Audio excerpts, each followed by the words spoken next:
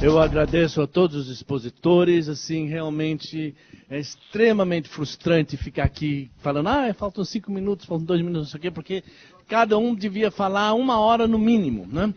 E, bom, queria agora, rapidamente, porque a gente já está atrasado, abrir, nós temos uns 10 minutos para a plateia fazer algumas perguntas e agora os nossos convidados responderem. Então, eu pediria para quem tiver perguntas para se colocar rapidamente, só fazer a pergunta, e para dar tempo para termos respostas. Tem alguém aí que... Alguém tem alguma colocação, alguma pergunta?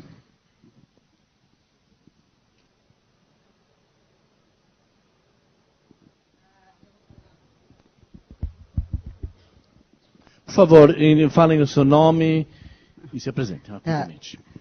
Meu nome é Celi Cavalari, eu sou psicóloga, psicanalista.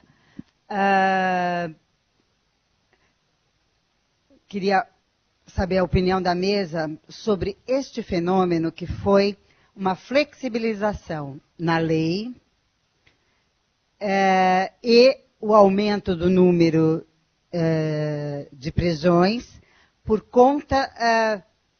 teve uma resistência, teve uma ação...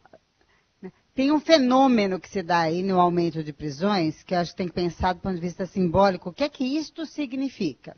E uma pergunta específica para a Luciana, eu não ouvi o começo da fala dela, mas que ela estava dizendo no café da manhã, que ela acha que as coisas vão mudar rápido, mas não pelos motivos mais nobres, mas pelos econômicos. Eu gostaria de ouvir um pouco sobre isso. Outra colocação. Oi, bom dia. Sandra Batista, redutora de danos por essência. A minha pergunta se dirige à mesa de uma forma geral em relação ao termo, a linguagem direito do usuário de drogas. A gente não tem isso reconhecido no sistema das Nações Unidas. Isso tem refletido numa política muito mais restritiva pela parte brasileira. A gente que está acompanhando esse processo há tempo vê que nós estamos evoluindo de uma forma vertiginosa, mesmo com algumas aberturas por aí. Então eu queria entrar na fala do Maurides para como organizar um conclame para que as pessoas aqui presentes se manifestem ativamente através de todos os recursos possíveis de mídia social, etc., para a gente levantar essa voz em defesa do direito das pessoas, né? E o cidadão, o usuário de drogas, nada mais é do que um cidadão como todos os outros. Obrigada.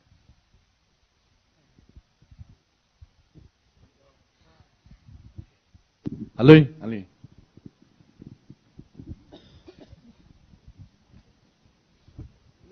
Eu sou Leda Trindade, sou psicóloga e gerente estadual de saúde mental do estado do Piauí.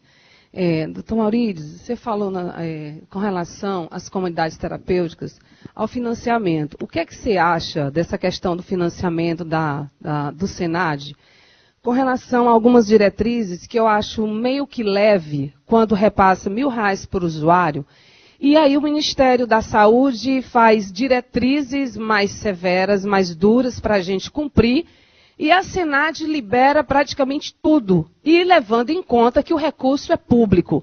E a gente, como gestor, a gente fica numa situação muito difícil, parecendo que a gente não quer fazer esses convênios, e esses coordenadores, ficam muito à vontade para ir na mídia e falar que o governo não quer apoiar e não tem nenhum subsídio para bancar o tratamento, já que eles são vistos como salvadores da pátria.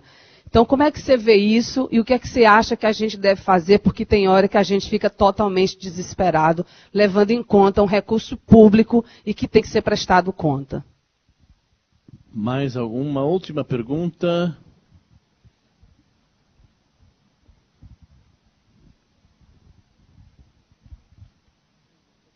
Bom dia, meu nome é Marilúcia Lago, eu venho do estado de Goiás, sou professora da Universidade Federal de Goiás e trabalhei no sistema prisional de lá também.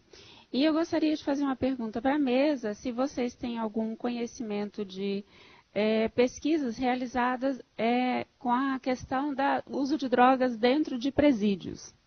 Porque se fala muito na questão do encarceramento, mas como a gente conhece o estado lamentável da execução penal no Brasil, eu posso afirmar que eu conheço bastante essa realidade, que o sistema prisional no Brasil hoje se mantém em função do abuso de drogas que ocorre lá dentro, principalmente do uso de crack, porque se assim não fosse, o sistema já teria explodido por completo.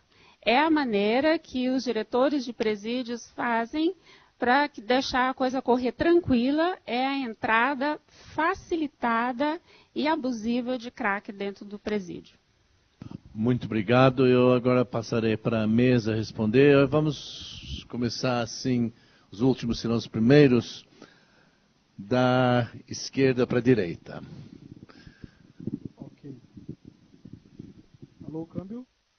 Estão me ouvindo? Mais ou menos. Pode aumentar um pouquinho? Alô, alô, alô, alô? Eu não estou ouvindo minha voz, não. Alô, retorno. Beleza, vocês estão me ouvindo? Ok. Ou está só no retorno? Vou pegar aquele outro ali. Ah, pronto, funcionou. Então, eu não vou entrar muito nas questões jurídicas, que eu acho que tem gente mais competente para falar sobre isso, né, do que eu, mas vou pegar onde elas imbricam, por exemplo, no sistema público de saúde, na saúde coletiva, e vou pegar também um pouquinho mais, aprofundar só uma ideia que não deu para eu comentar quando eu estava falando. Né. A colega do Piauí fala sobre essa questão da flexibilização por um lado, né, principalmente pelo lado da Secretaria Nacional de Política sobre Drogas, né, a SENAD em relação às comunidades terapêuticas e um enrijecimento por parte do Ministério da Saúde. É interessante entender que existem várias forças contraditórias no governo Dilma atualmente em relação a esse campo. É um campo bem complexo. Né. Então, dentro do Ministério da Saúde existe uma área que tem, de certa forma, mantido a resistência a esse processo. Talvez uma resistência rígida demais, que tão rígida quebrou. Talvez não tenha permitido, por exemplo, passar uma ou outra comunidade terapêutica que talvez tivesse a possibilidade de se integrar dentro do sistema. Porque eu não vejo com bons olhos o modelo de você tratar a pessoa por abstinência completa para todo mundo. E nem necessariamente que você deva aplicar a religião para tratamento de todo mundo. Mas a gente não pode negar o fato de que algumas pessoas têm respostas com isso, por mais que não se goste da ideia. Né? Então, não é, o grande problema é você utilizar esse recurso para todas as pessoas, em todas as situações, como única ferramenta. Mudar da internação compulsória como ferramenta única para a comunidade terapêutica como ferramenta única. Haver um certo número de vagas numa comunidade terapêutica vinculada a uma RAPS, né, uma rede de atenção psicossocial, onde de fato houvesse uma articulação, uma discussão, uma problematização e uma visão para a necessidade particular de cada usuário, de cada paciente, eu acho que é menos problemático. O que aconteceu é que se fechou de um lado por demais, pelo outro lado arrebentou a porteira, e aí nós estamos vendo o que nós estamos vendo, e aí também por conta, e aí tem questões macropolíticas nesse sentido, que é o fato do governo Dilma ser um governo eminentemente incapaz de diálogo, né, especialmente incompetente nesse campo. Então, ele dá, né, em troco para os grupos evangélicos, e os grupos, também tem grupos católicos envolvidos nesse processo, um poder para poder receber, né, um poder na legislação. Então, temos vários elementos em relação a isso. No cotidiano, né, aí, pô, o cara está fazendo essa análise mega estrutural, e como é que eu faço lá no meu município? Né? Essa não é uma resposta fácil. Ela precisa ser olhada com cuidado, mas, principalmente, é necessário haver uma boa articulação com o gestor de saúde, mas não só com ele, porque isso vai vir pela assistência social, vai vir pela educação, vai vir pelo um monte de lugares, pelo procurador vai vir, né, do município. E costurar a duras penas um diálogo que agora está difícil. Mas a gente não pode desistir, porque em algum momento nós vamos ter mais dados sobre isso e as coisas... Eu acredito que a gente vai voltar um pouco mais à sanidade. Nesse aspecto eu acho que nós vamos ter um pouco mais de... O problema é aprovar, nesse momento de pânico moral que rege a nossa sociedade, uma série de leis que vão dar muito trabalho daqui para frente. Esse é o principal perigo que eu penso. Então a luta precisa ser uma luta no dia a dia, trazendo informação de qualidade, fomentando a articulação política do próprio usuário, para que ele possa se colocar e formar suas associações, né? não tomar ele no colo, né? Fazer isso com autonomia. Então também tem um papel de protagonismo dos usuários, mas também sem perder de vista que a gente também é ator político no sentido mais macro, né? Não perder isso também de vista. Né? Em relação ao sistema prisional, é interessante a colega de Goiás falar que é principalmente crack, né? Porque, por exemplo, em São Paulo é proibido, né? Só cocaína e maconha. Basicamente, quando um diretor de prisão quer acalmar a galera lá, esquece em algum lugar ali um tijolo de maconha bem grande, né? E nós temos o fenômeno Rat Park, né? A ratolândia completa. É isso aí. Pessoas encarceradas vão precisar de mais drogas, porque elas estão em situação de encarceramento. Né? Então, essa é uma questão totalmente, né? Eu quero ver depois, ouvir também os colegas do direito o que eles dizem, mas do ponto de vista biomédico, o que eu posso dizer é que é um dado, é um fato, não há que ser discutido isso. Né? Não deixa de ser curioso a ideia de que o crack deixa as pessoas agitadas, né? E que o crack serve em Goiás para acalmar os presos, né? Então, aquilo que a gente chama de estimulante, relaxante, né, em relação às drogas, também é um dado interessante que a gente já sabe da antropologia, que depende do contexto, não é só a substância. Né? Então isso é muito peculiar. E eu ia falar mais uma coisa que eu esqueci, deixa para lá. Vamos tentar... Certo. Bom, meus caros, vou ser breve, é só para comentar o seguinte. O que permite o superencarceramento é a nossa opção legislativa. As convenções dizem, olha, vocês vão punir um bocado de coisas, vão punir o tráfico propriamente dito, mas vão punir vários atos na cadeia preparatória para o tráfico. Você pune a venda de droga, mas você pune também a exposição à venda, que é a tentativa, o transporte, a guarda, o depósito, até a produção, se o cara... só falta punir o criador por ter criado a planta. Chega perto disso. Mas, quando as convenções dizem isso, elas não dizem que você tem que punir tudo da mesma forma. Elas dizem que as infrações mais graves têm que ter uma punição mais severa, mas várias outras podem ter punições menores. E em vários países é assim. O México, que é, junto com o Brasil, o maior país de trânsito de droga, são países consumidores também, mas são especialmente de trânsito, porque a gente é porta de saída dos grandes produtores de cocaína, e eles são a porta de entrada do grande consumidor de tudo. O México tem vários níveis de punição diferentes. Você tem uma punição por tráfico, propriamente dito, você tem para posse para fins de tráfico, para posse para outros fins, você varia a punição de acordo com a quantidade, e aqui no Brasil não. Tem pouquíssimas figuras intermediárias e quase tudo cai na vala comum do tráfico, que é considerado crime hediondo, que prolonga muito tempo de prisão, e que tem penas altíssimas. Eu não sei se vocês sabem, mas a nossa lei diz que é mais grave vender droga do que vender gente.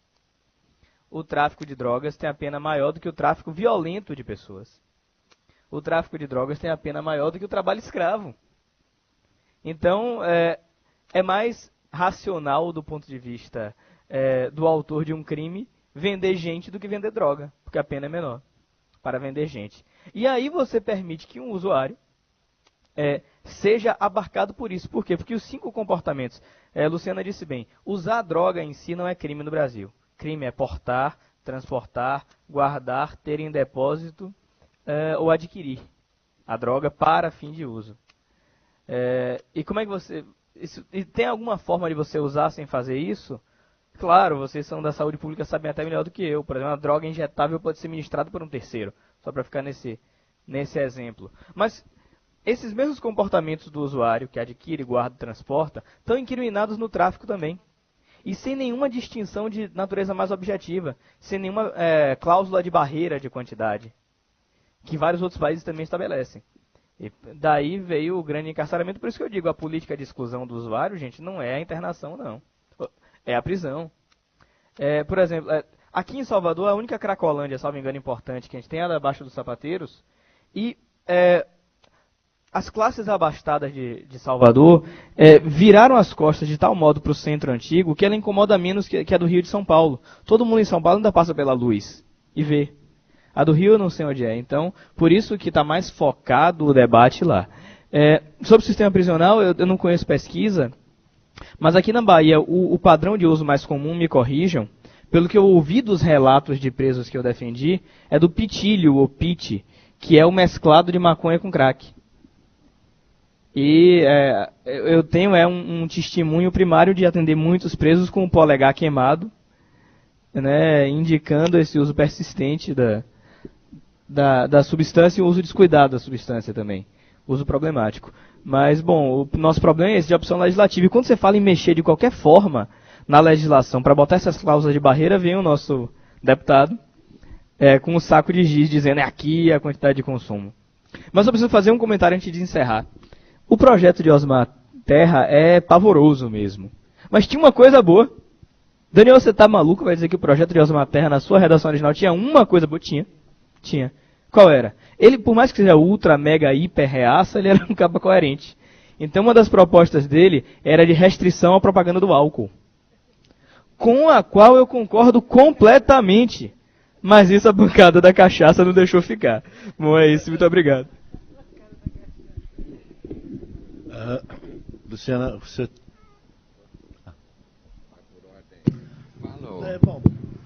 Bom, eu vou ser breve. Eu só quero tentar retomar algumas coisas. Eu agora já até me perdi a ordem dos questionamentos. Quando a gente fala, eu creio que a Celi se mencionou isso, quando a gente fala que o direito penal tem uma natureza simbólica, eu creio que essa foi uma questão da Celi, é isso mesmo. Há um mito, uma ilusão, e os operadores do direito, as pessoas que lidam com isso no seu dia a dia sabem disso, de que o direito penal resolve problemas sociais, econômicos. É só mais fácil.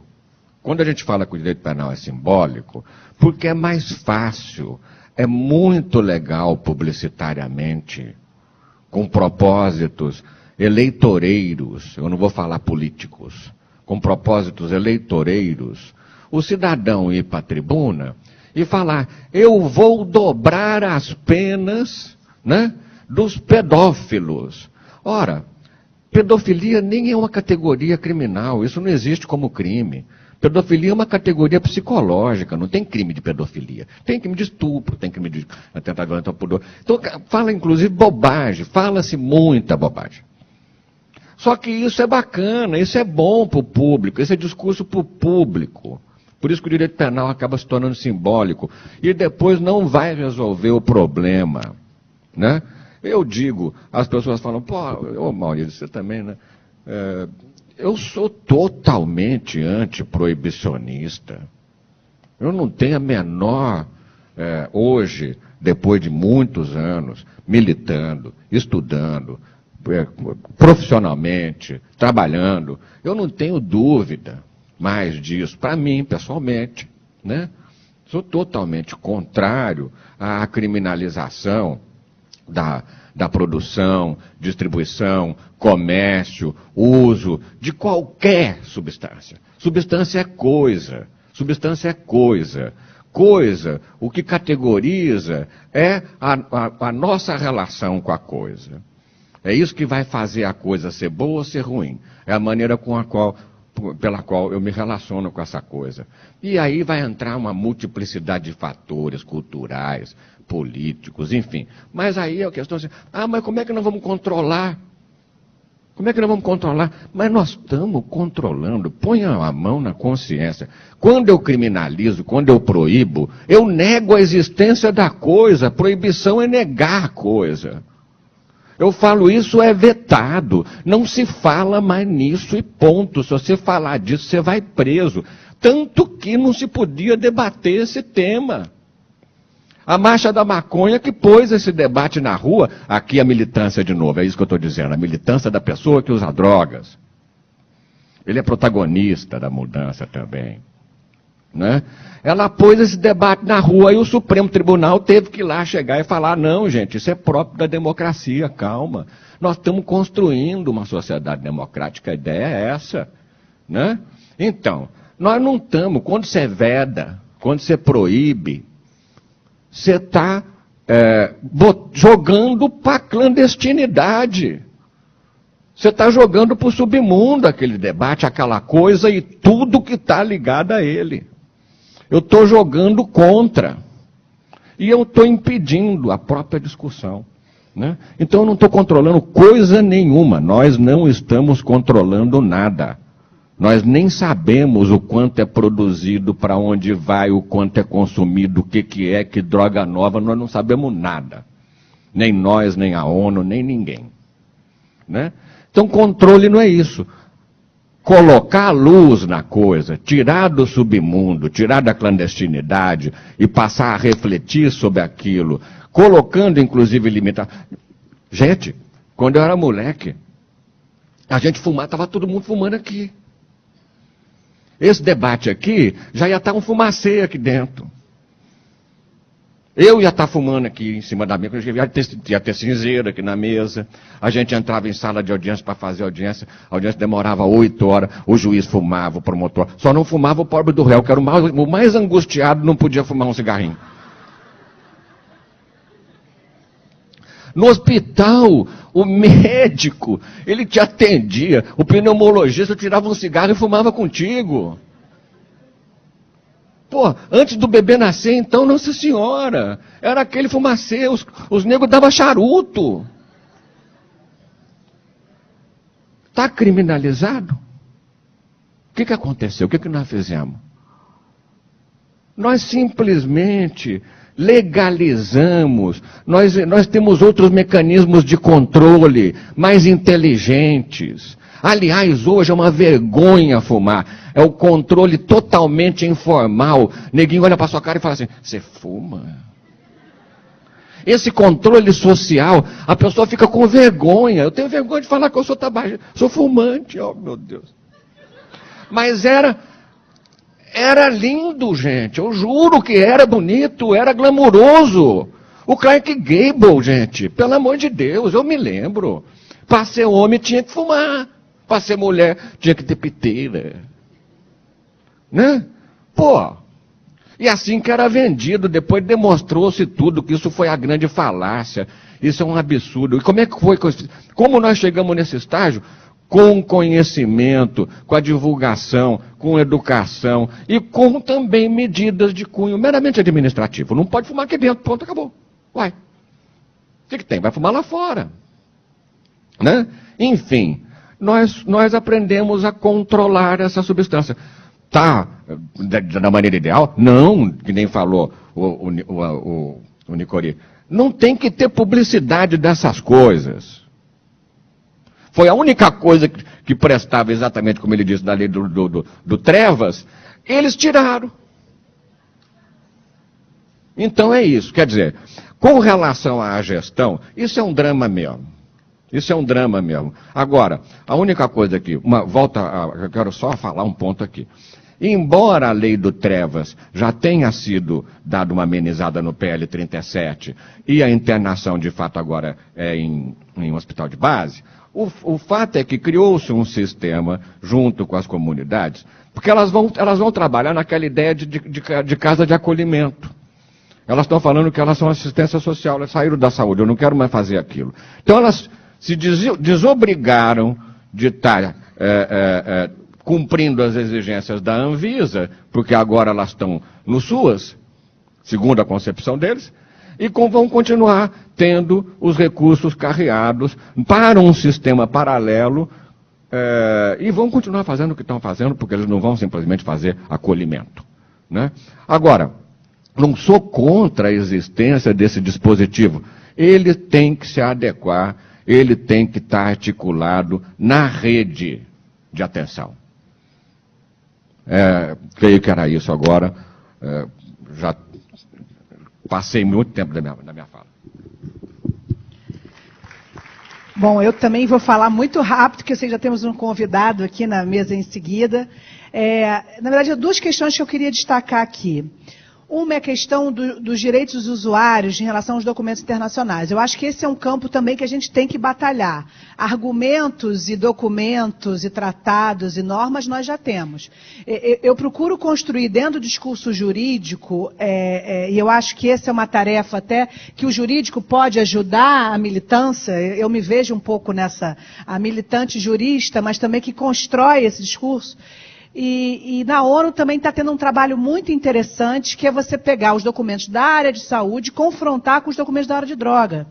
e especialmente se pegar o capítulo base da ONU, que é dizer dos direitos humanos. Então, essa questão não tem propriamente um direito do usuário de droga, não tem assim descrito, todos podem usar drogas, mas a interpretação dos tratados de direitos humanos, que prevalecem hierarquicamente sobre qualquer documento que aquela turma do UNODC lá, do Escritório para Drogas e Crime, possa redigir, para mim, é uma questão mesmo da política da ONU que não quer caminhar nesse sentido. Tem um russo lá no UNODC e o UNODC se acha um órgão à parte de todo o restante. Isso também é uma batalha política, mas a gente espera que os países, e já tem muitos países que estão nessa luta, né? Desde 2009 especialmente, e queria só registrar, em 2016 teremos uma Assembleia Geral da ONU para discutir o problema de drogas.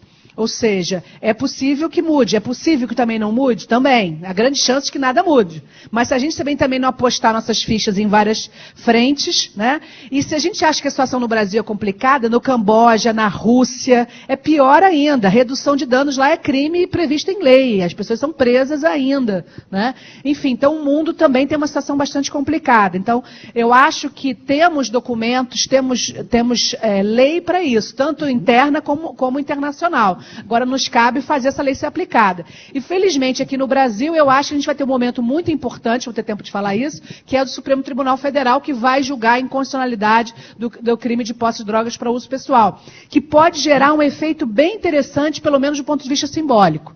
Na prática, mais gente vai passar a ser presa por tráfico se descriminalizar o uso. Já vou dizer para vocês que o problema não é nem só a nossa lei, eu só vou acrescentar o que o Daniel falou, eu concordo, o problema são os nossos juízes, a formação jurídica conservadora, equivocada, preconceituosa, e a juiz achar que é segurança pública e não é garantidor de direitos. Então, esse é o problema. E, por fim, a questão da prisão, do crack, eu queria só destacar uma questão que eu não falei na minha fala. A grande questão do Rio de Janeiro e São Paulo, no meu entender, é a Copa do Mundo, são os mega eventos, os grandes eventos. Então é por isso que, assim, a questão da Cracolândia no Rio de Janeiro é o caminho do aeroporto, é a Avenida Brasil, onde as pessoas passam, onde os gringos vão passar e vão ver aquela população. Então, é uma política que está datada porque ela quer até 2016 tirar essas pessoas de vista. E aí, Toffoli, eu vou só discordar com você, se essa lei passar, a lei vai dizer interno e hospital geral. Mas aí o hospital geral não vai ter vaga. Aí você vai dar um jeitinho que nas comunidades acolhedoras interne. E aí até 2016, 2017, a gente segura aquela turma lá. É isso que vai acontecer. A lei no Brasil infelizmente, não é cumprida, especialmente as leis que são leis garantidoras de direito. E juro que agora é o fim para responder a da Celi, até fazendo um link com a próxima conferência que teremos aqui sobre a situação no Uruguai.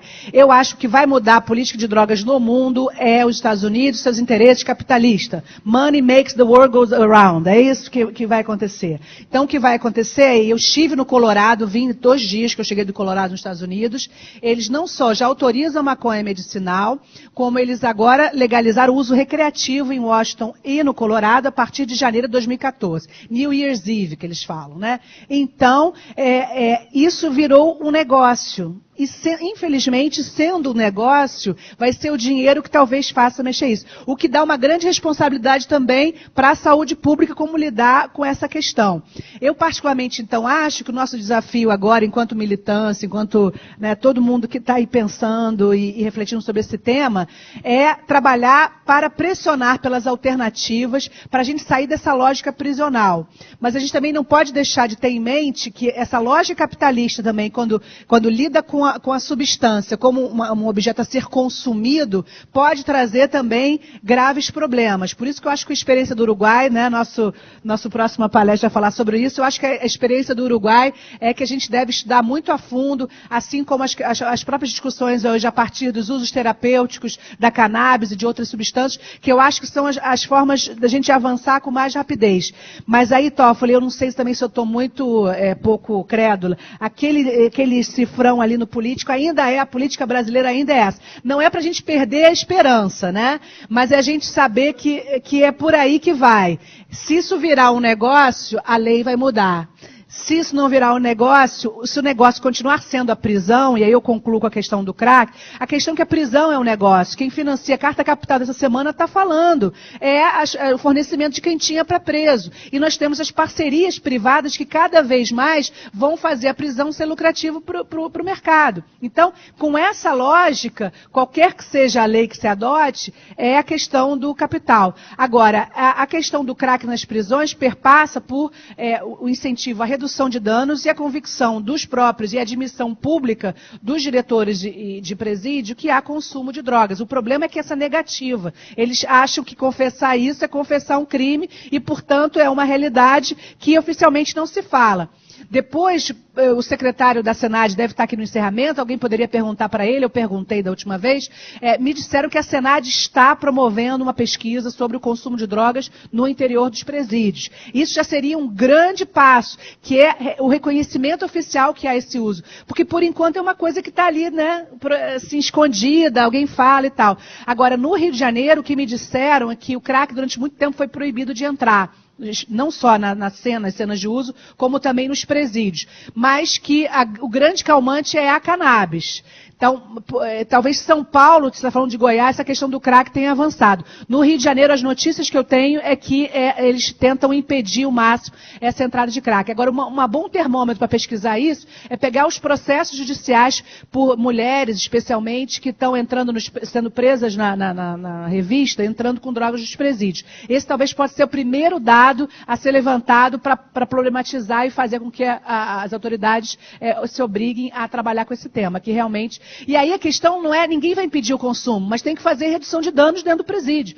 Não é pensar que tem que coibir, tem que fazer redução de danos e que seja com garantidos os direitos também, porque a tendência numa instituição total vai ser coagir e forçar a pessoa a também criar uma falta grave e dificultar a progressão de regime a partir desse flagrante desse uso. Esse é o grande risco. Se não for com a ótica da redução de danos, é melhor nem mexer nisso, porque senão pode vir mais repressão ainda. Bom, era isso.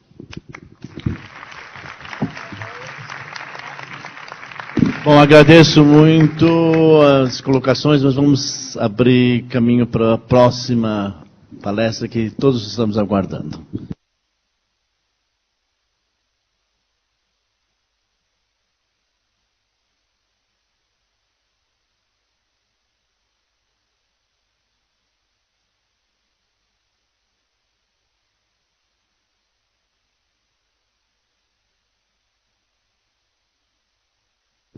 Alô, pessoal. Jane Freitas está aqui no recinto. Doutora Jane da UFBA, de enfermagem. Bem, Sandra. Pessoal, queria aproveitar e dar alguns recadinhos para vocês, que nós teremos um pequeno ônibus aqui que vai levar a vocês, se desejarem, até um shopping Bela Vista aqui para almoçar. Mas caso você queira fazer um lanche mais rápido, nós temos na saída aqui da universidade um pequeno shopping. E tem vários restaurantes self-service, bem baratinho, mais fácil, não precisa pegar transporte. E aqui virando à direita, no meio da quadra, tem uma churrascaria deliciosa, bem barata também. Ela está patrocinando aqui também, estou brincando. É uma churrascaria chamada Boi na Brasa.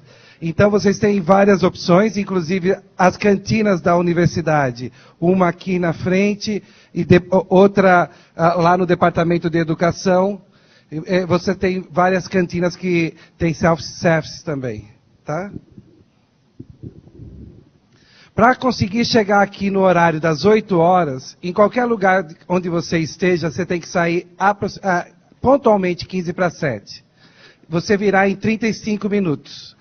Mas se você sair às 7, vai chegar em 40 minutos. Mas depois das 7, 1h15. Então eu sugiro que saiam 15 para 7. Do Rio Vermelho, eu saí às 7 hoje e cheguei aqui em 35 minutos.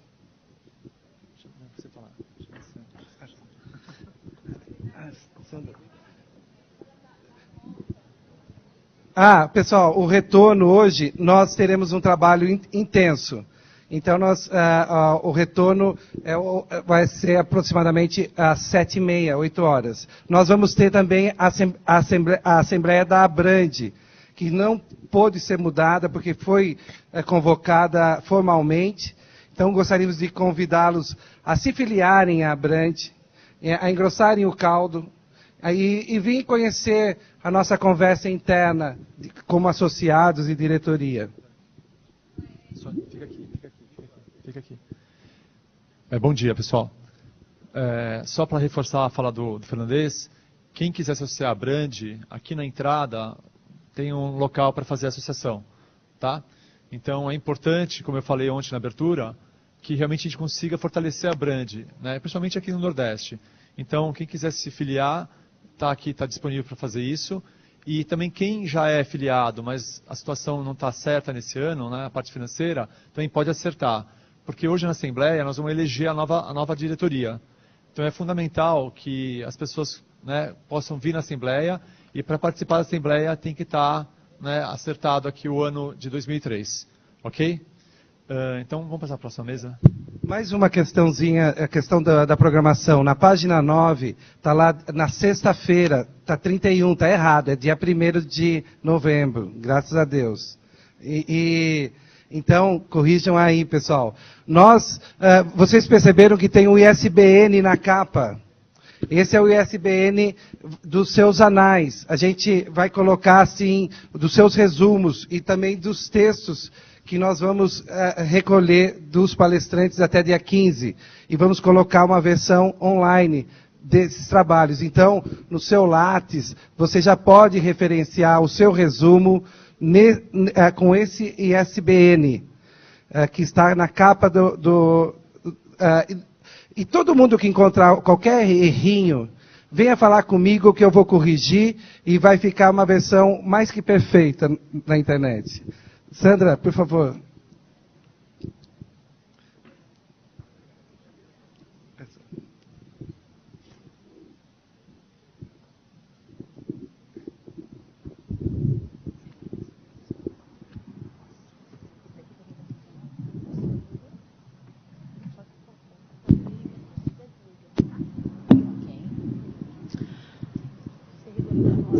Obrigada. Bom dia a todos e a todas. Então, dando continuidade ao programa, eu vou estar coordenando essa mesa, a honra de estar coordenando essa mesa. Como eu já me apresentei ali embaixo, meu nome é Sandra Batista, eu sou psicóloga de Curitiba, do mundo, porque a gente tem andado um bocado por aí, lutando pela redução de danos, e é com muito prazer que eu vou coordenar essa mesa do professor Oscar Gomes. Ele é um professor de educação primária e eu quero chamar bastante atenção a isso. Então, de origem, ele trabalhou com crianças de 6 a 12 anos, que é onde a gente mais quer botar os nossos esforços na compreensão desse fenômeno que envolve a necessidade de uma formação, né, com cabeças diferentes, com paradigmas diferentes, como a mesa anterior estava falando. Ele está há 8 anos no Ministério da Educação e Cultura do Uruguai. Nos 5 primeiros anos, ele era responsável pela educação primária. Nos últimos 3 anos, como subsecretário. Mas nunca deixando as origens, né, do ensino fundamental, como nós chamamos aqui no Brasil. Anteriormente, é bom lembrar que o professor Oscar, ele foi deputado por Montevidéu e era justamente, na época de 2000 a 2005, oposição, né, o que se tornou uma posição hoje em dia e uma posição que cresceu muito e evoluiu muitíssimo em políticas públicas, principalmente na nossa área. Então, professor, com o senhor a palavra, 40 minutinhos, ok? Depois a gente abre as perguntas. Vão anotando aí.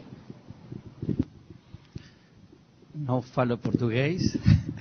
Voy a hablar en español lento, a ver si nos podemos entender.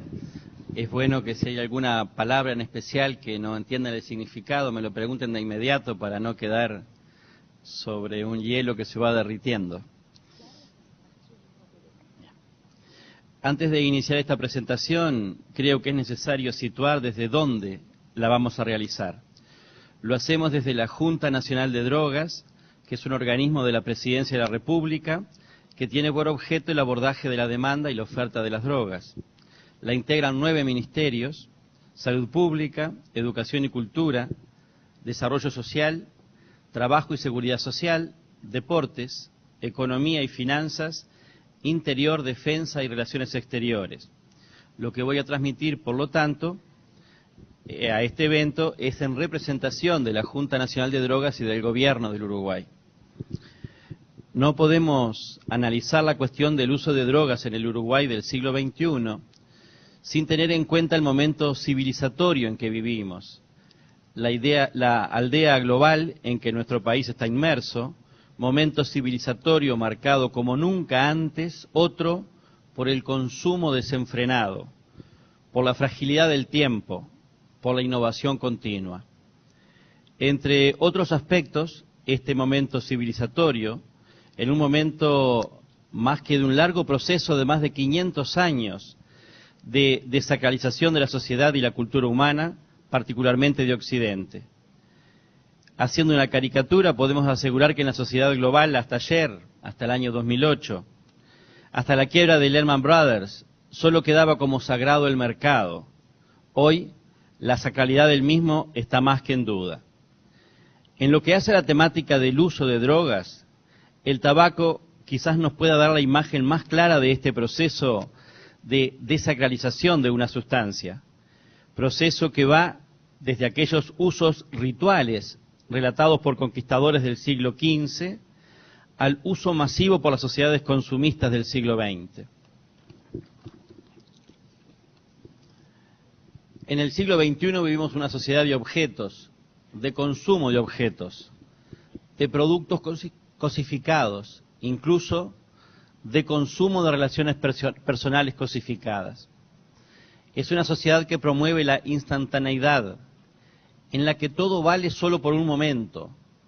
Una sociedad que se desmemoria rápidamente, que arriesgaríamos a categorizar como atemporal. Ya no hay moda, todo es pasajero. No estamos ante una sociedad sin valores, estamos inmersos en una sociedad en que el valor es lo pasajero, es el momento, es la instantaneidad. Es la cultura del zapping, es la que cada vez más personas cambian más rápidamente de gustos de ropa, de pareja, incluso de hijos o de padres. Es la sociedad de la fragmentación. Más allá de esto, es necesario precisar que la América mestiza es rica en matices, en diversidades, y que los consumos de sustancias en la región están marcados por esa mesticidad. El contexto social y cultural de los pueblos originarios de los Andes no es el mismo que de los pueblos de la costa, en los que prevalecen otras matrices culturales. Los campesinos, las comunidades rurales, los habitantes de villas, pueblos y pequeñas ciudades tendrán posicionamientos, comportamientos y conductas distintas frente a las drogas en general y más aún en relación a alguna de ellas. Seguramente el comportamiento más homogéneo se presenta ante el alcohol, la sustancia de mayor impacto en términos epidemiológicos y con mayor despliegue en términos geográficos, étnicos, etarios y residenciales. Dicho esto, es preciso señalar que no podemos pensar la temática del uso de drogas, y más aún, del uso problemático de ellas, fuera de este contexto cultural en que las drogas se han constituido en una mercancía más. En tanto, tal circulan los mercados legales y en los mercados ilegales con todas las demás características y propiedades del resto de las mercancías. Todas las civilizaciones han encontrado diversas formas de convivir con las drogas. Han encontrado formas de regulación culturales o religiosas que les han permitido consumir sustancias reguladas y responsablemente. La civilización emergente de este siglo XXI debe encontrar las formas de convivir con las drogas, la prohibición lisa y llana, la criminalización de uso y de usuarios, la guerra a la producción y distribución de las sustancias, nos ha llevado a un punto en el que el remedio resulta más dañino que la enfermedad. Si nos descentramos de la observación de las sustancias como foco de análisis de la temática, vamos a encontrar que el consumo de drogas afecta de manera diferencial a diversas poblaciones. Cuando georreferenciamos los consumos, las características de las sustancias que se consumen, sus riesgos diferenciales, los consumos más problemáticos, el consumo de las sustancias de mayor riesgo social y sanitario, las encontramos en las zonas más segregadas territorialmente, más excluidas de los circuitos de la circulación económica y social, con menos desarrollos cognitivos, relacionales y afectivos emocionales de la sociedad. Esto nos lleva a explorar la hipótesis que plantea que el principal problema en relación con las drogas en la región, y Uruguay no escapa a esto, es la pobreza, son las desigualdades e inequidades sociales. De esta hipótesis podemos deducir a su vez que las mejores políticas en materia de drogas son aquellas que apuntan a la inclusión e integración social, a disminuir y o eliminar las desigualdades territoriales, de género, de raza, a disminuir y o eliminar todos aquellos escollos que hacen que grandes sectores de la población no accedan a los bienes sociales y culturales de la sociedad del siglo XXI y que el siglo XXI genera. Lamentablemente, para los menos, esos bienes no llegan. Dicho lo que antecede, parece claro que la problemática de las drogas, legales e ilegales, es necesario inscribirla en los contextos sociales en que se presenta. En función de las diversas realidades epidemiológicas y culturales, cada país, cada región, deberá definir sus prioridades en términos de políticas de inclusión e inserción social, en términos sanitarios, y articuladamente a ellas deberá definir las especificidades que tendrán las políticas públicas en materia de drogas. Esta es la perspectiva que estamos llevando adelante en Uruguay, tanto en lo que hace a la demanda como a la oferta de drogas. Los ejes en los que hace a reducción de la demanda se centran en el fortalecimiento de la red nacional de atención en drogas, en la implementación de políticas de proximidad o cercanía, tendientes a acercar los servicios sociales y sanitarios a los usuarios más problemáticos, en el desarrollo de programas de sensibilización, promoción de la salud y prevención del uso problemático de las drogas, tanto de carácter universal como indicados según las realidades de cada grupo de población, y finalmente el desarrollo de políticas de inserción e inclusión social, laboral y educativa, orientadas al conjunto de usuarios problemáticos de drogas, sean estos usuarios en proceso de abstinencia o usuarios en activo. En lo que hace al control de la oferta, las acciones se enmarcan en procesos que implican la cooperación del conjunto de actores involucrados en las tareas de interdicción y control del ingreso y distribución, tanto de sustancias psicoactivas como el del desvío de productos farmacéuticos para usos no médicos y precursores químicos que potencialmente puedan ser usados para la elaboración de drogas de diseño. Concomitantemente a estas políticas, el Poder Ejecutivo está llevando adelante lineamientos tendientes a avanzar en un proceso que nos permita transitar desde un modelo cuyo objetivo es el control total de la producción, distribución y uso de sustancias, hacia un modelo de regulación de los mercados, con el objetivo fundamental de quitarle al mercado negro de drogas una porción relevante del mercado de sustancias.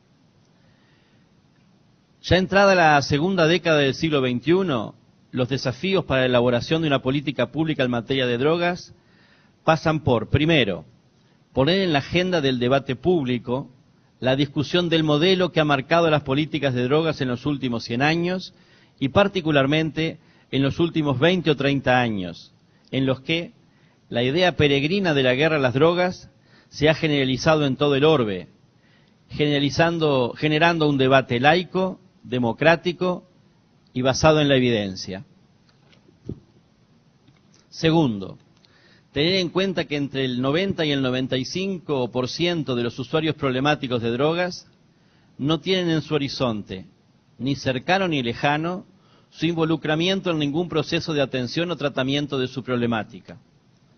Tercero, valorar adecuadamente el impacto de las drogas legales, en particular el alcohol y el tabaco, así como otras sustancias de prescripción médica, tienen en nuestras sociedades e incorporarlas en el diseño y ejecución de las políticas públicas. Cuarto, que estamos ante un mercado de drogas ampliamente desregulado. Este mercado está dominado por las corporaciones criminales, en el caso de las drogas ilegales, y por las grandes corporaciones industriales, en el caso de las drogas legales. Para un diseño integral de las políticas públicas en materia de drogas, es necesario, imprescindible, que la sociedad, a través del Estado, regule los mercados de drogas con el objetivo prioritario de promover la salud y el bien público desde una perspectiva de derechos humanos. Para esto, no es necesario esperar a la reforma de las legislaciones nacionales o de las convenciones internacionales. Lo que sin duda es necesario hacer, pero mientras estas reformas se procesan, es posible ir reformando las políticas tanto en lo relativo a la reducción de la demanda como lo que hace a la oferta de drogas.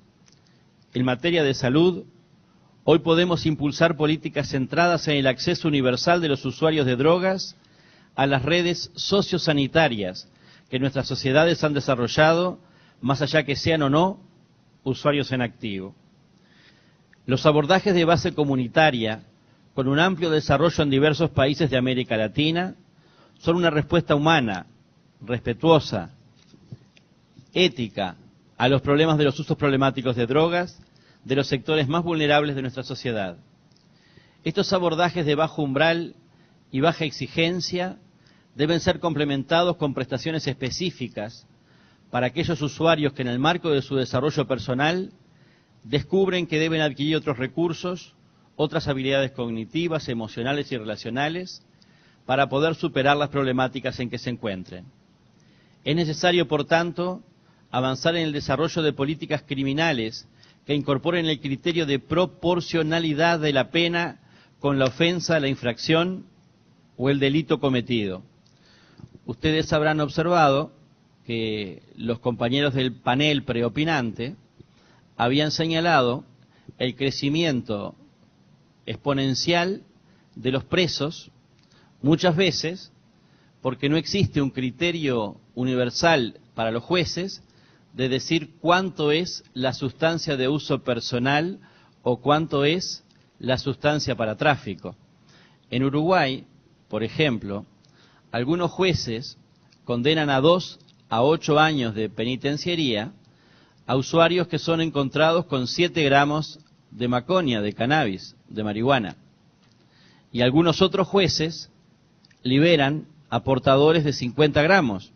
Es decir, que no ha habido una reflexión en el sistema judicial uruguayo, y creo modestamente de otros países también, que marquen la proporcionalidad entre el uso, el tráfico y la cantidad de esto.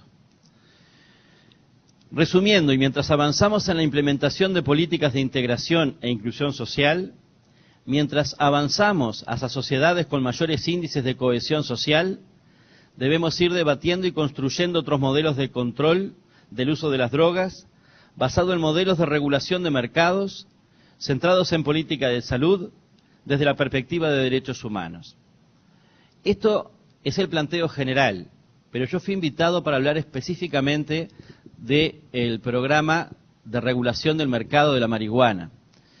Y para ello, muy brevemente, les quiero decir el funesto papel que han jugado los medios de comunicación para confundir a la opinión pública sobre los propósitos, efectos y principios éticos que orientan al gobierno uruguayo para formular una política de regulación y control del mercado de cannabis. Repito, de regulación y control.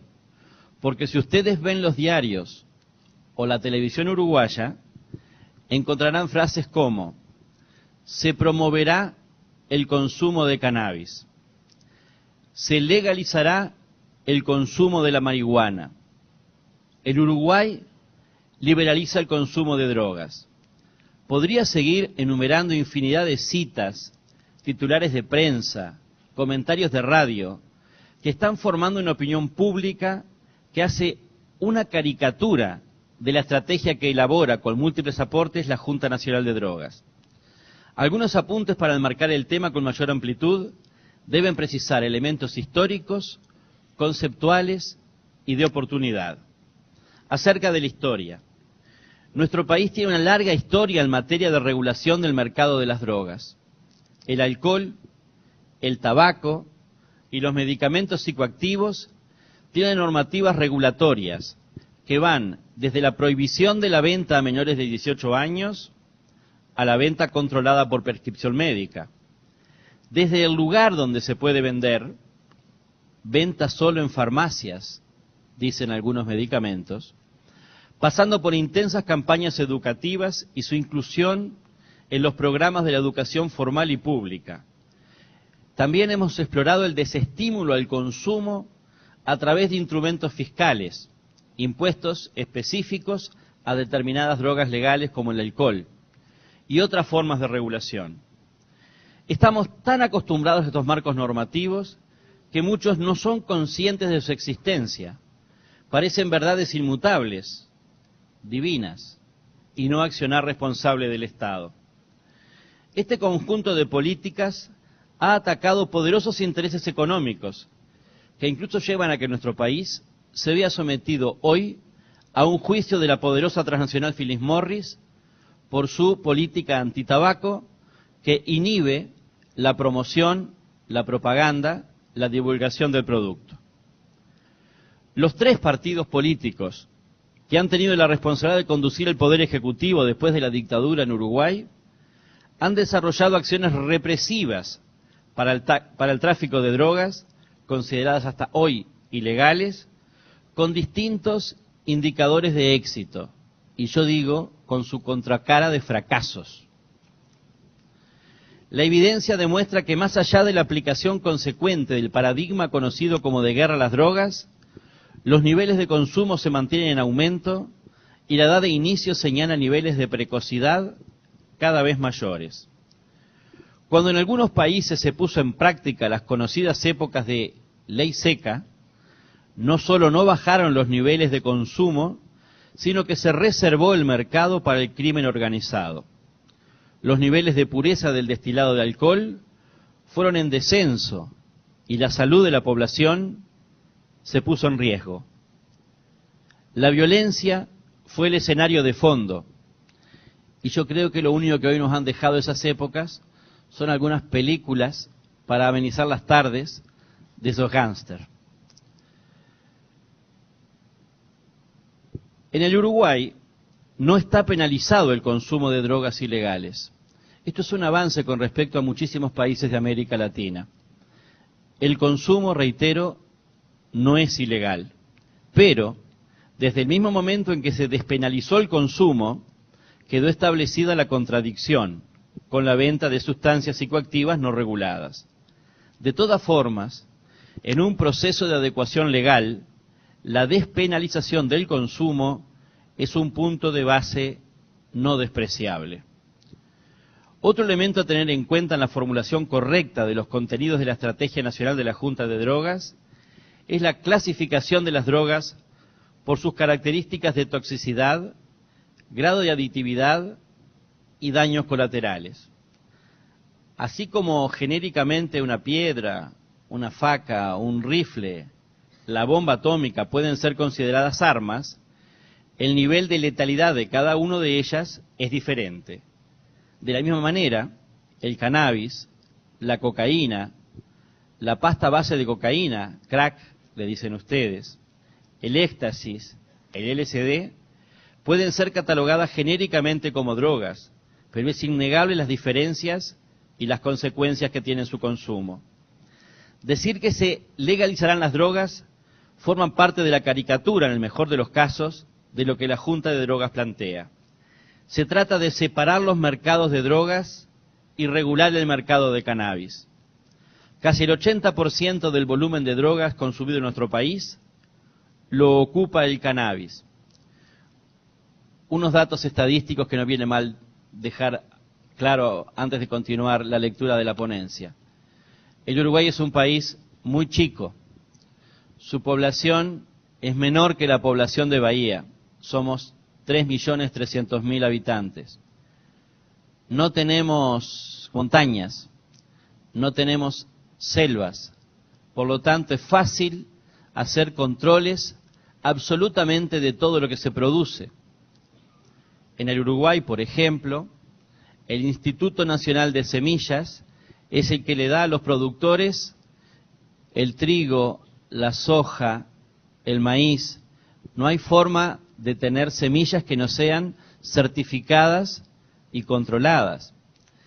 Nuestro principal producto de exportación, que es la carne, tiene en cada bovino, en cada animal, un chip que le marca el lugar de nacimiento, cuándo tuvo la primera mirada del veterinario, cuánto fue el proceso de engorde, es decir, de la etapa juvenil a la etapa de madurez. Les digo con esto que es fácil, por lo tanto, estamos acostumbrados a regular y a controlar diversos temas de la sociedad y de la economía. Por eso, cuando digo que el 80% del volumen de drogas consumido en nuestro país lo ocupa el cannabis, que es el objeto de esta ley. Esta ley separa los mercados de las drogas y regula el mercado de cannabis. Los consumidores de esta sustancia hoy deben procurarla en lugares de venta en donde el crimen organizado goza de monopolio y se ven sometidos a incursionar en actividades directivas con efectos en su forma de vida y en su autoestima, aparte del consiguiente estigmatización social. Y otra vez los números. En Uruguay hay unos 20.000 consumidores diarios de marihuana. Unos 100.000 se estima que al menos una vez al mes consumen con uso recreativo. Y anualmente podemos decir que unos 200.000 uruguayos alguna vez consumen maconia, consumen cannabis de forma recreativa.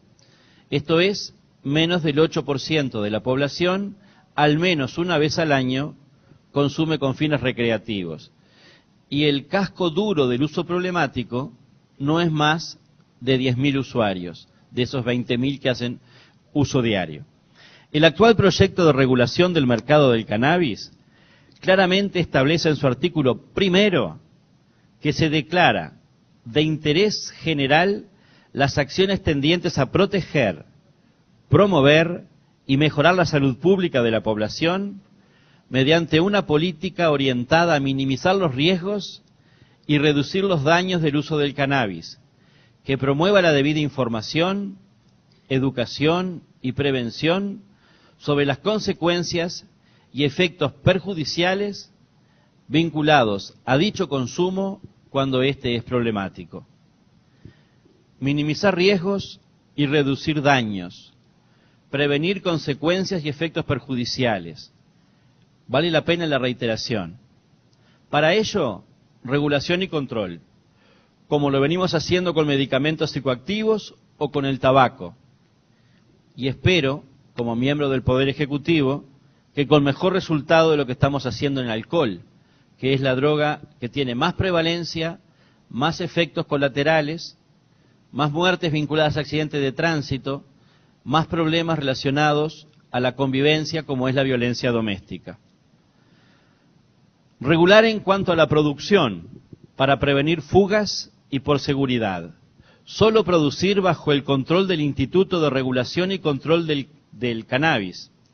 Admitir el autocultivo con fines exclusivos de consumo propio, hasta 40 gramos mensuales. Admitir el cultivo por clubes de membresía, con idéntico gramaje per cápita de producción, y además permitir el cultivo con fines industriales. Ustedes saben que desde 1961, cuando los gringos alientan la ley de estupefacientes, incluyeron el cáñamo, que era en Uruguay uno de los productos que usábamos para los temas textiles y que fue volado, literalmente, por esta ley que, reitero, está dentro del paradigma del imperio norteamericano de control de todo lo que sea beneficio económico.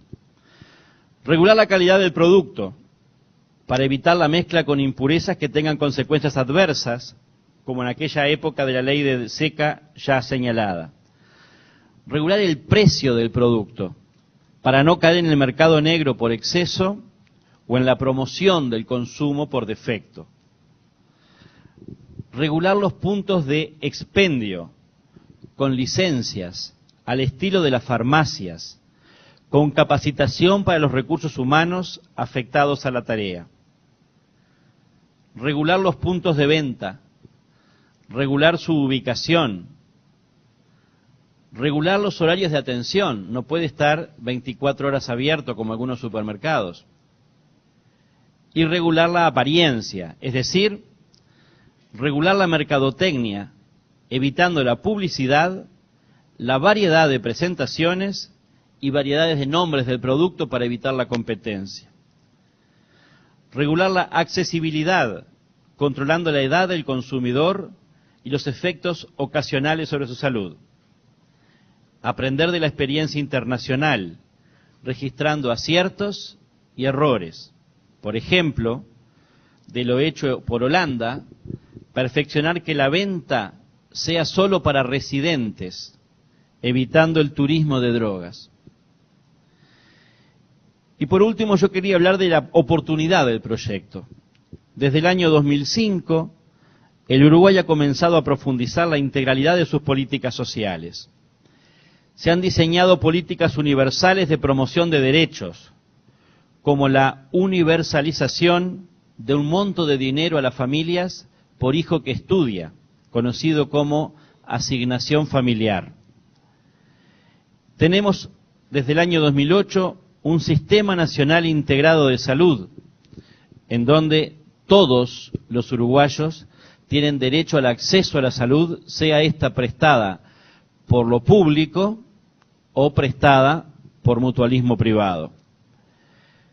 En esto de la promoción de derechos y universalización de propuestas de integración social, es conocido en materia educativa nuestro plan Ceibal, una computadora por niño, también haciendo un tema de integración social que, como decíamos al inicio, achicar las brechas sociales de exclusión también incide sobre la política de drogas. Asimismo, en el Uruguay hemos incorporado políticas específicas atendiendo a la población más vulnerable, o mejor dicho, con sus derechos más vulnerados, porque son ellos los que sufren más las consecuencias del monopolio del narcotráfico y del crimen organizado. No existe una política de reducción de daños y riesgos seria que no parta de reconocer que la pobreza, la exclusión, las inequidades sociales y las desigualdades influyen de manera determinante en el abordaje de la solución. Por eso nuestro presidente de la República, José Mujica, hace la iniciativa de este proceso de reflexión desde una perspectiva de convivencia, protección de la vida y seguridad ciudadana. Este es un buen momento para avanzar en soluciones integrales. La desocupación en el Uruguay está en sus mínimos históricos y están dadas las condiciones para propuestas de sustitución de matrices de actividades económicas para las poblaciones que están en el circuito del narcomenudeo. Y esto no es menor. Quizá en la próxima intervención que haga sobre los efectos de esta propuesta de ley en el Mercosur y en la región, lo avanzaré más detenidamente. Pero señalar que esto de buscar las matrices sustitutas de actividades económicas de poblaciones que están en el circuito del narcomenudeo es vital.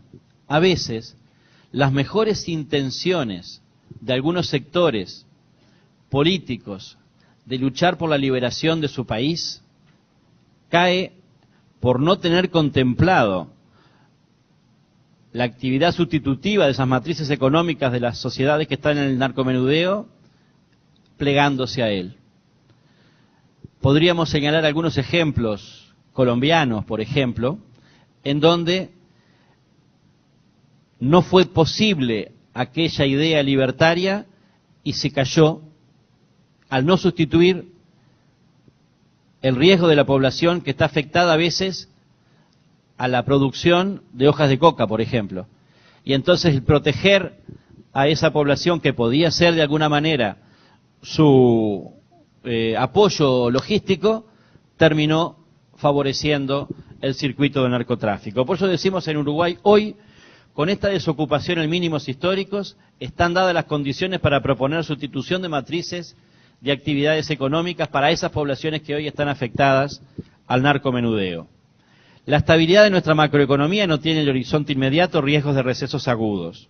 Y además, el ciclo electoral no es inmediato y permite transitar caminos de debate sereno, sin los oportunismos que se favorecen cuando el almanaque acerca las elecciones al horizonte. Y vaya si los compañeros que estuvieron acá hablando anteriormente señalaban los efectos politiqueros o captadores de votos cuando se trata muy cerca de la elección. Como estamos lejos de ese proceso electoral, creemos que este es el momento para dar el debate sereno. Algunas cuestiones generales de la ley en sí misma. La ley presenta 4 capítulos, uno referido a los fines, que se los nombré, promover la salud, cuidar la salud, proteger. Un segundo que habla del cannabis y que tiene 2 capítulos, uno referido a modificar la normativa actual de estupefacientes, sacando por lo tanto al cannabis dentro de la lista indicativa, y un segundo capítulo acerca de la salud de la población y de los usuarios. Tiene luego un largo capítulo sobre el Instituto de Regulación y Control del Cannabis, en donde se deposita en este organismo público las tareas de fiscalizar la producción, la distribución, bueno, todo lo que tiene que ver respecto a la cadena del cannabis. Y por último, tiene un capítulo muy breve, pero muy importante, que trata de la evaluación de la ley una vez que la misma se ponga en práctica, permitiendo que el Parlamento haga el monitoreo de la misma, y la importancia de esto radica en el control parlamentario y el cambio inmediato de algunas cuestiones que en la vida práctica demuestre que están equivocadas en la propuesta. Ese primer capítulo entonces que pone de manifiesto que se declaran las acciones a proteger, promover y mejorar la salud pública de la población mediante una política orientada a reducir riesgos y daños, está luego reafirmada con el valor que se le otorga a la educación y por lo tanto la inclusión prescriptiva en todos los currículos desde primaria hasta universidad del tema de drogadicción, porque así como los lingüistas nos señalan que la palabra adicto es no dicho, cuando una sociedad no se acostumbra a reflexionar sobre sus temas y no los pone en el ámbito educativo, es esconder la cabeza debajo de la alfombra y no permitir entonces el debate, la orientación y el papel protagónico del Estado en materia de su responsabilidad en materia de políticas públicas. Yo creo que de este proyecto de ley, que ya está en fase de aprobación final, ya hubo acuerdos políticos que generaron las mayorías para que estuviera dado el aporte, fue precedido, y esto es lo último que quiero señalarles, por un encuentro con la población. Hicimos más de 40 encuentros con una población parecida a esta, en todas las ciudades del Uruguay, en donde a quienes estamos en la Junta Nacional de Drogas nos cupo la responsabilidad de hacer un traslado ordenado de cuál era el tema en cuestión para evitar aquella caricatura que hacía referencia a que la prensa nos había sometido. Este proceso democrático de discutir con la población ha permitido incluso reformular algunos puntos del proyecto inicial, dotándole mayor profundización a los temas referidos a la educación, a la prevención y fundamentalmente al tratamiento de los adictos, elemento que acá también estuvo planteado, evitando el gatillo fácil de la internación compulsiva y buscar mecanismos sustitutivos que protejan tanto al usuario problemático como a su entorno familiar. Porque uno de los temas que a veces se elude de poner sobre la mesa es que es tan compleja la situación del usuario problemático como de su núcleo familiar. El núcleo familiar también es prisionero del problema y hay que otorgarle las herramientas para que sean una colaboración en la continentación, el apoyo y la salida, y no que sea también un motivo de ruptura o de desafiliación de esos lazos familiares. Creo que termino 2 minutos o 3 antes para permitir entonces las preguntas que seguramente podrán enriquecer este intercambio. Muchas gracias.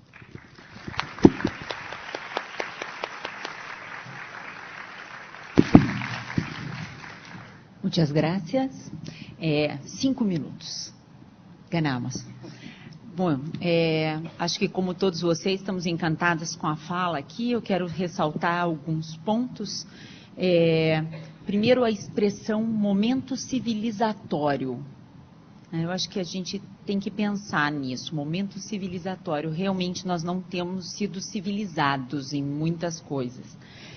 O desenvolvimento de uma política de inclusão social, laboral e educativa, nós dissociamos muitas vezes esses contextos. São muitas coisas que eu puxei aqui.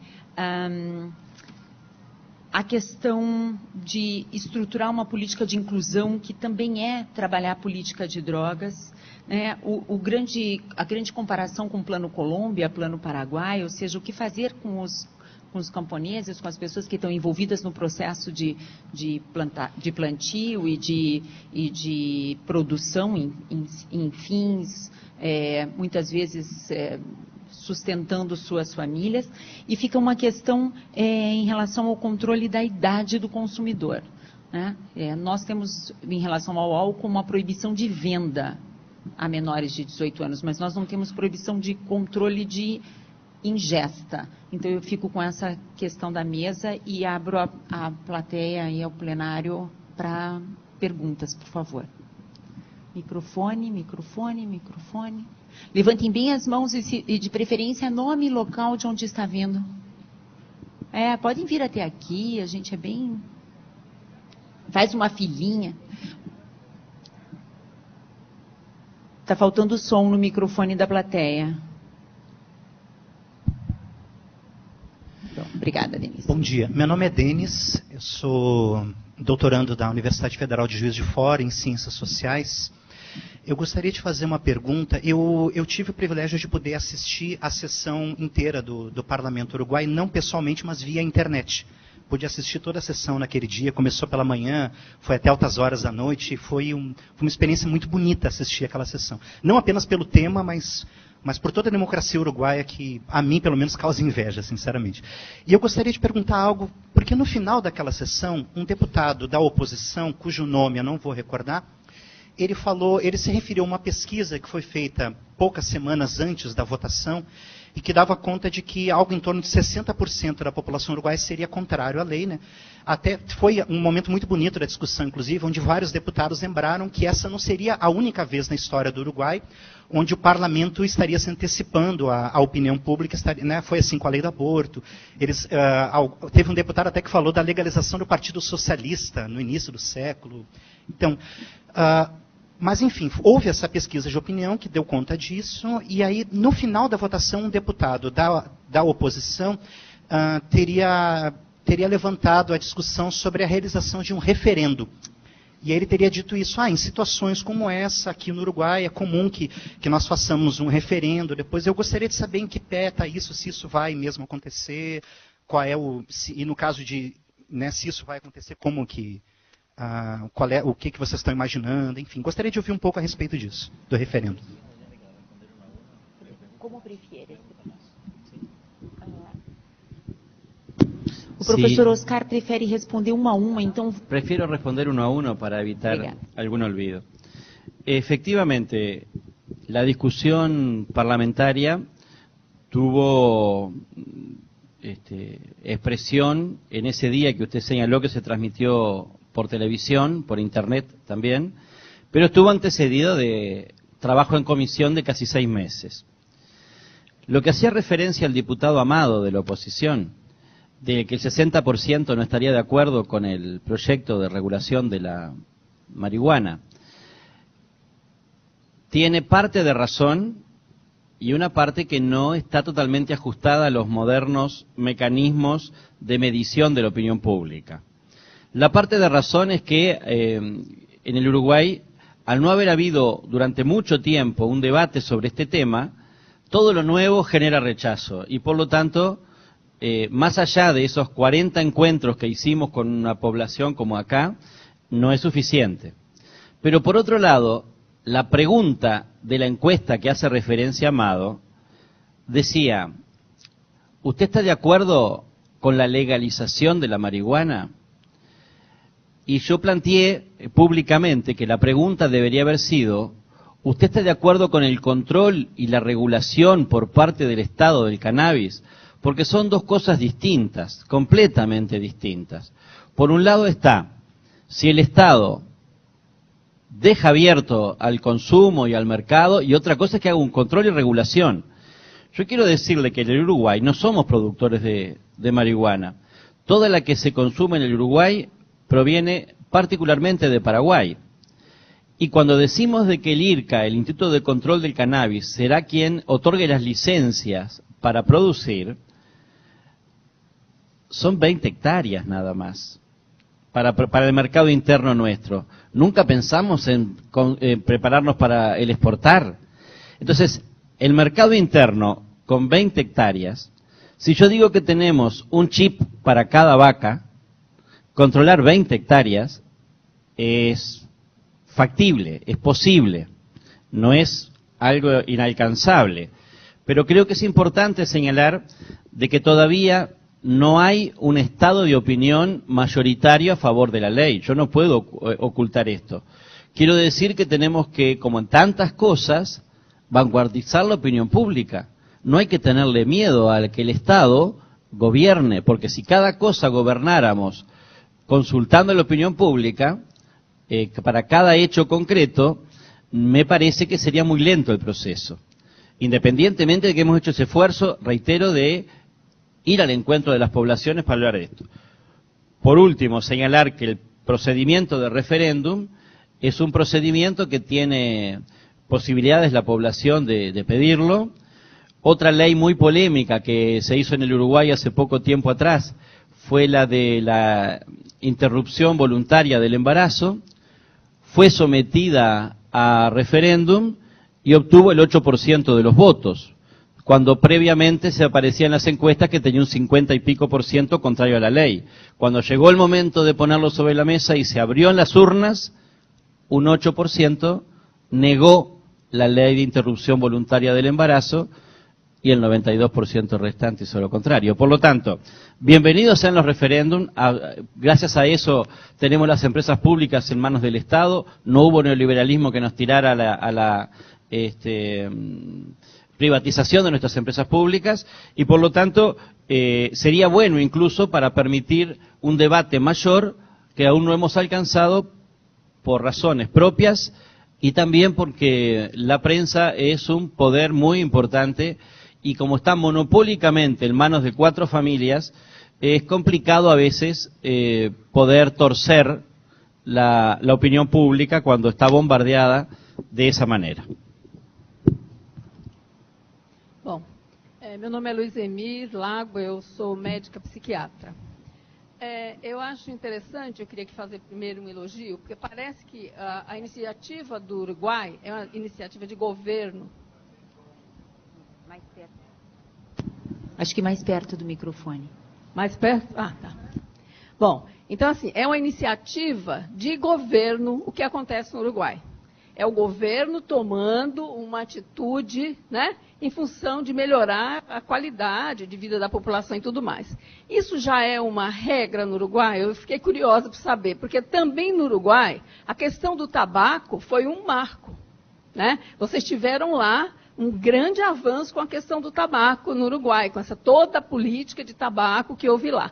Queria saber se tem alguma relação com aquela iniciativa, mesmo de um governo anterior, para o que vocês hoje fizeram com tanto arrojo e com tanta determinação. porque isso precisaria talvez virar uma lição para os governos em geral, mas a minha pergunta é, isso acontece na democracia do Uruguai? Será que você tem esperança que isso possa acontecer em outros lugares?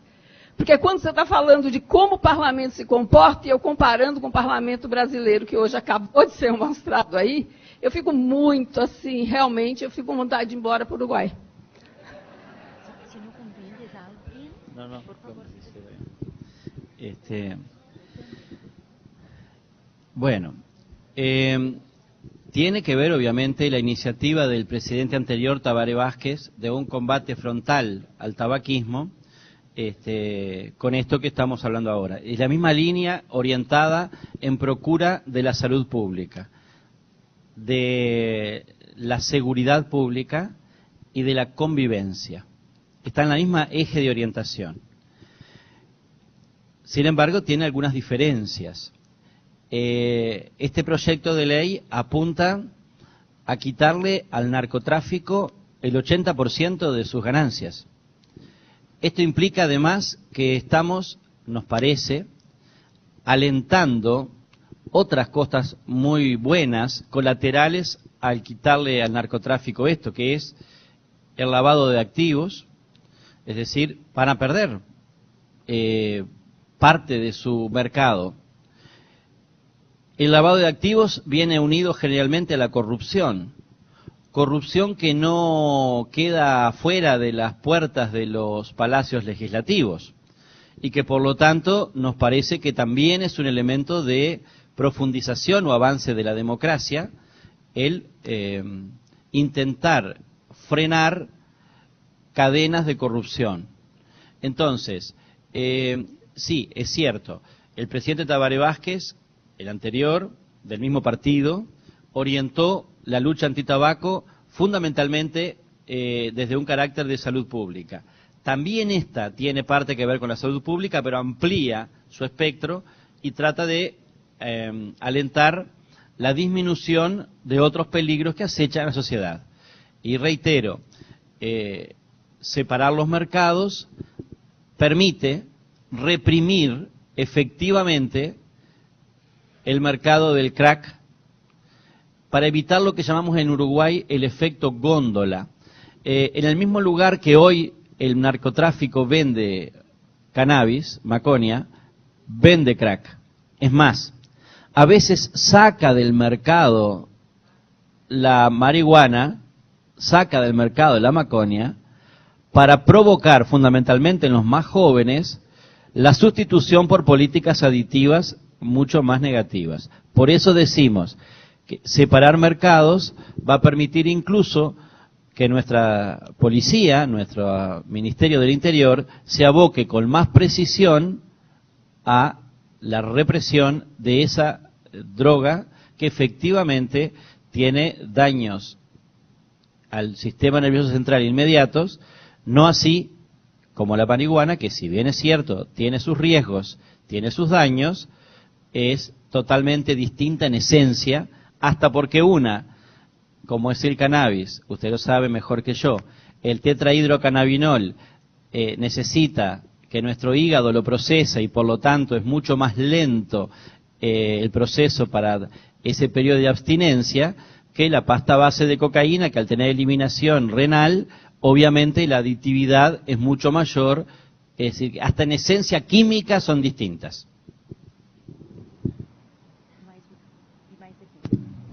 Alô, bom dia, meu nome é Luiz Carlos, eu sou um advogado lá de São Paulo. Eu tinha uma pergunta igual a dele sobre os 60%, mas já foi respondida. A outra é com relação ao registro, aos registros em gerais. Então, se associações precisam se registrar, se elas precisam pedir registro para os associados, se quem planta em casa, quem cultiva em casa, precisa se registrar de alguma forma, quem precisa se registrar? Essa é a pergunta. Para poder controlar y regular, efectivamente hay que hacer un registro que es innominado,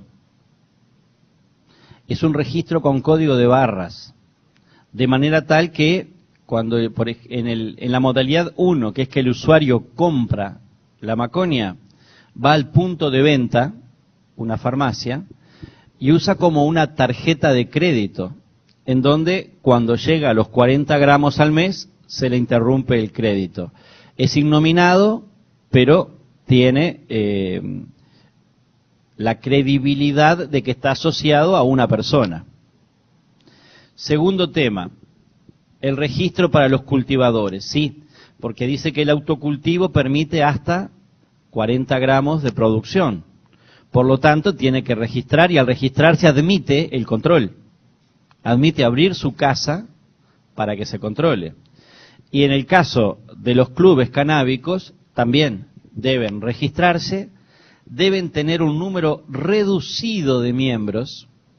Eso falta todavía en la reglamentación de la ley, pero estimamos entre 20 y 50 socios, porque mirando la experiencia española, en algunos casos, cuando hay más de 1000 socios, rara vez son autocultivadores, y de alguna manera se favorece nuevamente el monopolio de la producción por parte de uno o dos, y no es lo que señala la voluntad nuestra.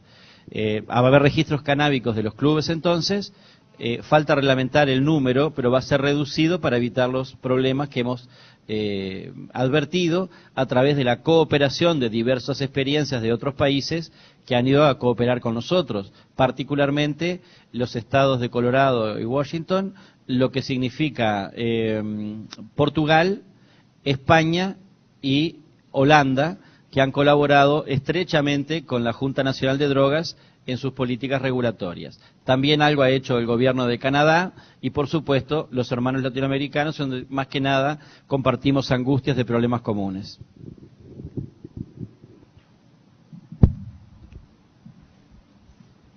Bom dia, meu nome é Ana, sou da UFRN de Natal, faço gestão de políticas públicas e eu queria saber como é que ocorre a política educacional nas escolas. ¿Cómo ocurre la política educacional en las escuelas? ¿Son clases que los chicos toman? ¿Son los profesores en la facultad? ¿Cómo ellos acaban haciendo esta dinámica? En el caso de la educación primaria de 6 a 12 años, están a cargo de un solo docente, ¿verdad?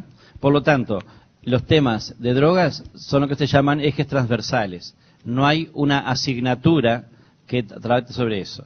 Generalmente se trabaja de manera lúdica con talleres en donde la simulación de roles o la integración de problemas que viven los propios alumnos los traen, digamos, en su hogar, en su barrio, en su sitio, se trae y se dialoga a través de eso. Y aparte tiene elementos, ya en las clases superiores, con 11 o 12 años, tiene que ver con la higiene del sistema nervioso, y por lo tanto cuando se estudia el funcionamiento del sistema nervioso, también se hace referencia a las dificultades que puede tener el consumo abusivo de sustancias psicoactivas. En el caso de la educación media, que hay muchos profesores, ahí sí hay uno que específicamente aborda, no desde el punto de vista de los contenidos, sino desde el punto de vista de la convivencia, y se trabaja en ese sentido. Tiene un programa que lo rige y los otros profesores también, al igual que en primaria, lo toman como eje transversal. Cuando aparece en algún tema, se trabaja específicamente. Por ejemplo, si estuviéramos estudiando los conflictos del siglo XXI armados, seguramente se podría ver cómo Afganistán pasó a ser un productor privilegiado de amapola por la pobreza que se vio sumergido ese país cuando sufre la invasión yanqui o anteriormente la invasión soviética. Por lo tanto, se señala cómo a veces los pueblos caen en salidas cortoplacistas muy breves, y eso podría ser un tema. Te puse un ejemplo, ¿no? Lo mismo si estás hablando de geografía, lo que fuere, podés de alguna manera incluir en los temas esto. Es una orientación que se fundamenta en que el propio ministerio ha hecho una política de drogas, es el ministerio que yo integre, una política de drogas y se aplica de manera diferencial tanto en primária como na educação média. Sim? Bom, devido à hora avançada, nós infelizmente temos que cessar com as perguntas. Agradecer ao professor Oscar uma vez mais pela ponência brilhante e tentar ver se nós nos inspiramos nesse movimento político, né, na construção de vontade política, que é o que eu penso que está por trás desse nosso marasmo desses últimos anos. Obrigada a todos e a todas e vamos continuando aí, hein?